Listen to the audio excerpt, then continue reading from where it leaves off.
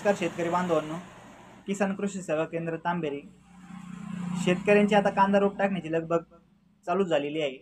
तर अनेक शेतकऱ्यांचे मला फोन येतात किंवा ते मला प्रत्यक्ष विचारतात की कांद्या बियाणे कोणते घेतले पाहिजे, किंवा आमची जमीन ही काळी आहे, मुरमाटी आहे, तर त्यांनी कोणते कांदा बियाणे घेतले पाहिजे.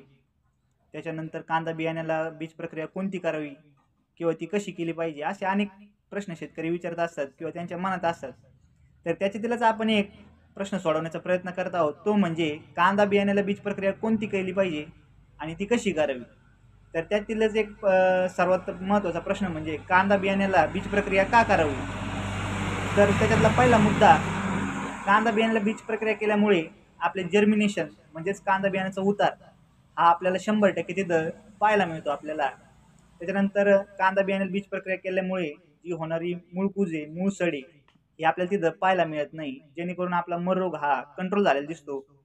त्याच्यानंतर जे आपले सुरुवातीच्या काळामध्ये रस शोषक किडींपासून आपल्या कांदा रोपाचे संरक्षण होणार आहे, तिथं आपल्याला पिवळे रोग हा पाहायला मिळणार नाही. त्यातीलच दुसरा प्रश्न म्हणजे कांदा बियाण्याला बीज प्रक्रिया कोणती करावी.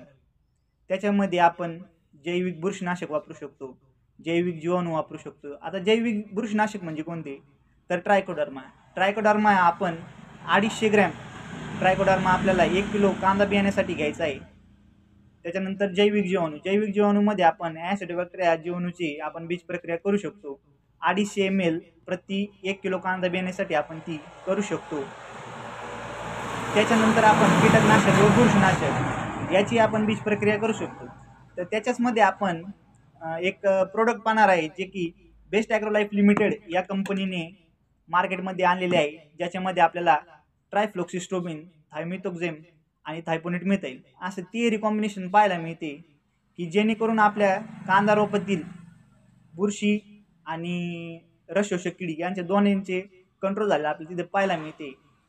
थायपोनेट मिथाइल आणि ट्रायफ्लोक्सिस्ट्रोबिन हे बुरशीनाशक आपल्या वावरातील बुरशी कमी करून मूळकूज आणि मूळसड या दोन्हींवरही कंट्रोल करून आपल्या कांदा रोपातील मर रोग थांबवते.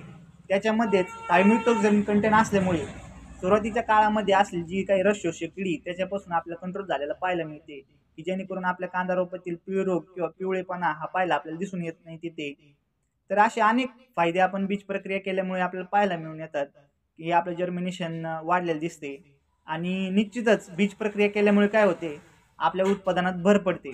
आता तर यावर्षी सर्वात जास्त पावसाची नोंद महाराष्ट्रामध्ये झालेली आहे. आपल्या वावरातील ही बुरशीचे प्रमाणही वाढून दिसलेलं आपल्याला दिसून येतात. तर यावर्षी सर्व शेतकऱ्यांनी बीज प्रक्रिया ही केलीच पाहिजे. धन्यवाद.